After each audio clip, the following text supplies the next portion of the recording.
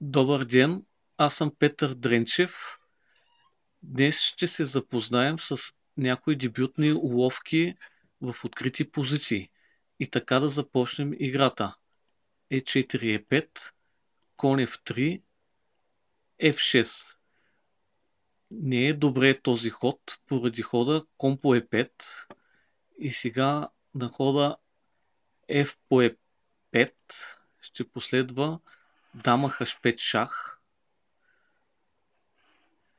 Черните имат тук две възможности. На хода G6 ще последва дама взима на E5, шах, дама E7, дама по H8, кон F6, D3, D5, офицер на G5, кон D7, кон C3 с спечелена позиция за белите.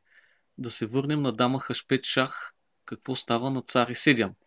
Дама взима на E5 шах, цар F7, офицер на C4 шах, D5, най-добрият ход за тази позиция, офицер взима на D5 шах, цар на G6.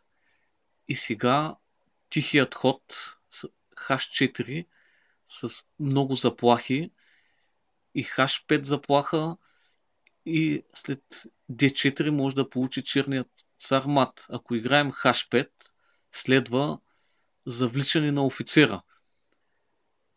Ако нападнем дамата офицер D6, дама А5 и сега го вземем на халния офицер, то след дама на F5 шах, цар H6, D4 G5, дама на F7, черните са изправени в много трудна ситуация и вероятно ще загубят играта.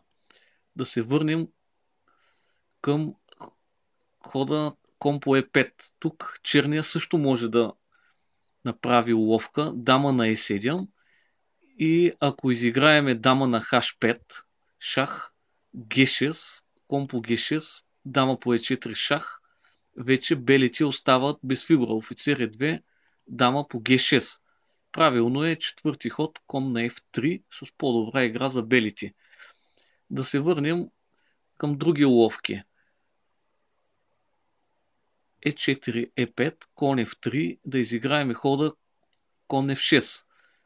Руска партия. Кон взима на Е5. Сега на кон взима на Е4 не е добре, поради дама Е2 и на кон F6 груба грешка. Единствено беше дама на Е7. Тук ще последва кон на С6, шах, шех и печелим дамата.